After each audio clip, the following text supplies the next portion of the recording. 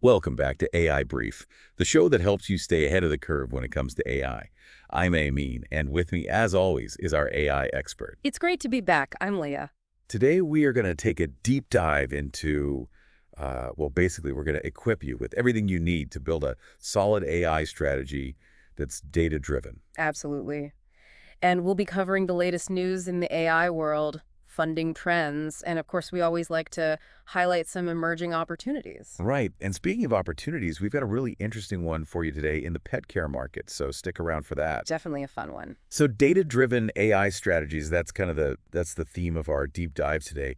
But before we get too deep into that, let's look at some of the big AI news this week. Sounds good. First off, we have Cohere. They've launched this new AI platform called North.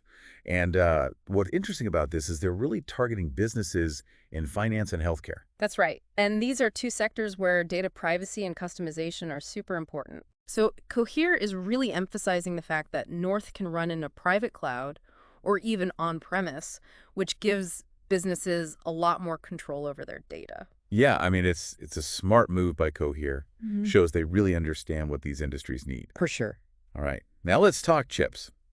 TSMC, the biggest chip maker in the world, just announced their revenue for 2024, and, it's record-breaking. A whopping 2.9 trillion new Taiwan dollars. It's pretty amazing. Yes, so clearly there's a massive and growing demand for the advanced chips that power all this AI tech. You got it. Hardware is just as important as software when it comes to AI. Absolutely. Now, here's something that I think a lot of our listeners will appreciate. Gumloop, the automation company, they just launched a new drag-and-drop workflow builder. Very cool. It helps automate, all those tedious tasks that we all have to deal with, especially when you're working on AI projects. I think this could be a game changer for AI teams because it streamlines things like, data cleaning, model training, all of that. Yeah, It definitely. really boosts efficiency. All right, let's move on to some funding news. Innovaxer, they focus on healthcare AI. They just secured a huge funding round, $275 million. That's a lot of money. Shows you how much confidence investors have in the potential of AI to transform healthcare. For sure. And there's another one, Qualified Health, the digital health company. They launched with $30 million in funding. Yeah, it seems like digital health in general is really attracting a lot of investment these days. Absolutely. And now for something completely different, we're going to talk about a trend that's gaining serious traction, and that is AI-powered pet care. Yes, it's true. I mean, think about it. All those late night snack demands, playtime requests, not to mention the litter box situation. Yeah. People are looking for AI-powered solutions to make pet care easier and more enjoyable. Absolutely. I mean, it's a perfect example of how AI is solving everyday problems. I know you're a cat person, so do you have any pet peeves, pet care-related challenges that you think AI could solve? Well, my cat does have this habit of waking me up super early for breakfast, so an AI-powered feeder with maybe a sleep mode would definitely be a game changer for me. Yeah, I hear you on those early morning meows. Mhm. But seriously, this is a huge market with massive potential. The AI in pet care space is projected to reach over $8 billion by 2034. Wow. We're talking billions with a B. And there are companies already capitalizing on this trend, like take Whisker, the company that makes those self-cleaning cat litter boxes. They're reportedly considering a valuation of around $1 billion. That's incredible. So this goes beyond just those basic needs, though. I mean, we're seeing smart pet wearables that track, activity, health, location, so pet owners can really understand what's going on with their furry friends. It's like quantified self, but for our pets. Exactly. And then there's a whole world of AI-powered pet care apps that are popping up. Oh, yeah. These apps track everything from feeding schedules to, sleep patterns. They can help predict potential health issues, really help pet owners understand their pet's needs. And of course, let's not forget the fun stuff. Right. Companies like Crown and Paw, they're using AI to create custom pet portraits and stories. Yeah, I've seen those. They're really cool. It's just adding a whole other dimension to pet parenting.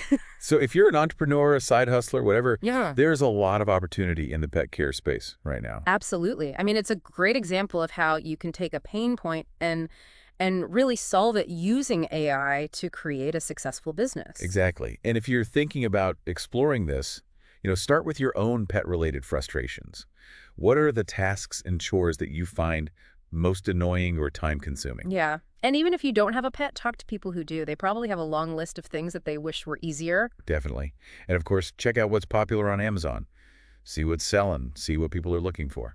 All right, let's switch gears a bit and talk about another trend that's making a comeback, and it ties in with this growing focus on health and fitness, and that is creatine.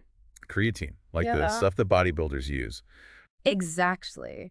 But it's not just for hardcore fitness enthusiasts anymore. I mean, with everyone focusing on health and wellness these days, creatine is seeing a resurgence in popularity. So what's different? Is it not just the old school powder and pills anymore? Right. Convenience and enjoyment are key here. So we're seeing companies reinvent creatine in formats that are more user-friendly, Okay, like gummies, for example. gummy creatine. Yeah.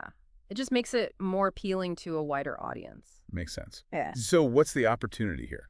Well, the global creatine market is expected to reach almost $3 billion by 2030, and the creatine gummies segment specifically, that's expected to hit about 168 million.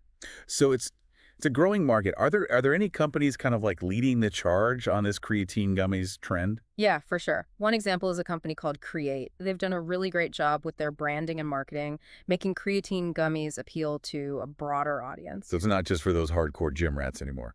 Exactly. They're targeting people who just want an easy and enjoyable way to support their health and fitness goals. That's a good lesson for any business, really, especially in health and wellness. Mhm. Like, don't be afraid to reimagine those existing products. Make them appeal to a larger market. Right. And think about convenience. Think about enjoyment. Those are huge factors for consumers these days. Now, before we all run out and buy a year's supply of creatine gummies, there are some important considerations to keep in mind. I mean, consumer healthcare, it's heavily regulated. Absolutely. So quality standards are really important, and you need to make sure you get all the necessary approvals. Right. And while creatine is generally considered safe, it's always a good idea to talk to a doctor, especially if you have any pre-existing health conditions. Definitely. Better to be safe than sorry. All right, let's jump into something a little different. Let's talk about prediction markets. Okay. Basically, you can think of them as like a stock market for future events. Yeah. People buy and sell shares based on what they think is going to happen. It's kind of a fascinating way to see what the market thinks about certain events. Exactly. So what are some of the interesting predictions that you've come across? Well, despite all the talk about it, only 12% of the market thinks that Trump will acquire Greenland in 2025. That's probably a good thing. Probably. But on a maybe slightly more concerning note, 50% are betting on more than 100 bird flu cases this year. And with the possibility of Trump back in the White House, 54% think there will be federal crypto regulation this year. Yeah, definitely things to keep an eye on. What about AI? Any predictions there? Well, 54% of predictors think that AI will actually win the IMO gold medal in 2025, which would be a pretty big deal. It would. It would. And any predictions on companies in the AI space? Yes, 66% think that the fintech company Circle will go public in 2025. So 2025 seems like it's shaping up to be a pretty interesting year. It really does. I mean, prediction markets are not always right, of course, Of course. but they're really a cool way to get a sense of the future. All right. So before we wrap up this part of our deep dive, let's highlight a few trending AI tools. What do you got? All right, so first up we have Merative, and they're focused on healthcare technology and analytics, really using AI to make healthcare better. Yeah. I mean, it's great to see how AI can empower healthcare professionals rather than replace them, right? Absolutely.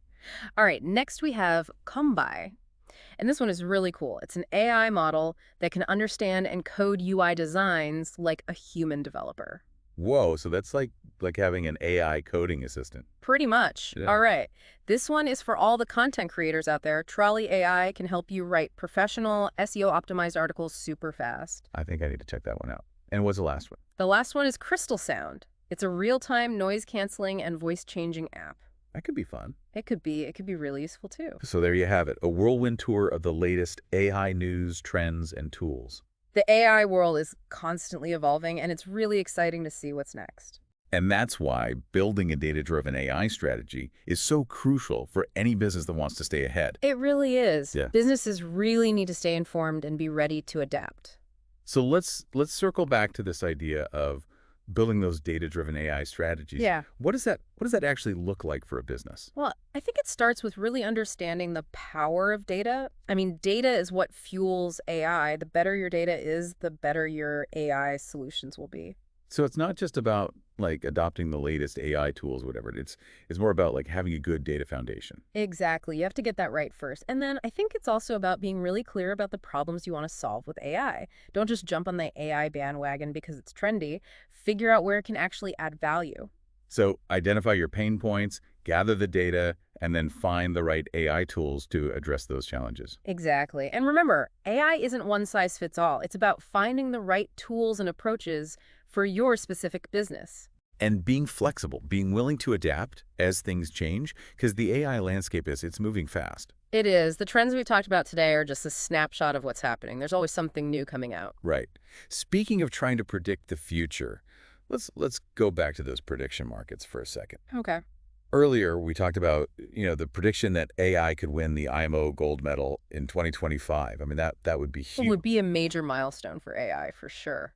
It would show just how far AI has come in terms of problem solving and strategic thinking. And then there was the prediction about the fintech company, Circle, potentially going public in 2025. Right. And if that IPO is successful, it'll really show the growing influence of AI in finance. So we've covered a lot today. We've talked about the Mhm. news, the funding trends, the predictions, the new AI tools. There's just so much happening in this space. It's true. AI is such a fascinating field, and it's changing all the time. So as we wrap up our deep dive, here's a question for you, our listeners. How do you think all these trends will impact your industry, your field? Are there ways you could use AI to solve problems, make things more efficient, maybe create something new? Or maybe there are challenges that you need to be prepared for? It's really important to think about these things. The world of AI, it's moving fast. It is. And if you want to stay ahead, you need to be thinking about how AI can impact your world. Absolutely. We covered a lot today, from the news and funding, even those predictions about the future of AI, not to mention all those exciting AI tools that are popping up left and right. It's been quite a journey. The possibilities with AI really seem endless. It feels like we've only just scratched the surface. And that brings us to a really important point, right? AI, it's not just about the tech or the algorithms. It's really about changing how we approach problems, how we innovate. You're right. AI is a tool, a powerful tool. But it's up to us humans to make sure we use it for good. And that's where you, our listeners, come in. We want to hear from you. What are your thoughts on all of this? Are you excited about the potential of AI? Are there things that worry you? We'd love to hear your insights, your questions, even your own predictions for the future of AI. Connect with us on social media. Let's keep this conversation going. Because the future of AI, it's not something that just happens to us. We all have a role to play in shaping it. Absolutely. Stay curious, stay informed, and most importantly, stay engaged. The world of AI is full of potential, and we're excited to explore it with you. We are. And that wraps up episode 18 of AI Brief. A big thank you to Leah for sharing her expertise and to all of you for listening. Make sure you subscribe to the show and share this episode with your friends, anyone who's interested in the world of AI. Until next time.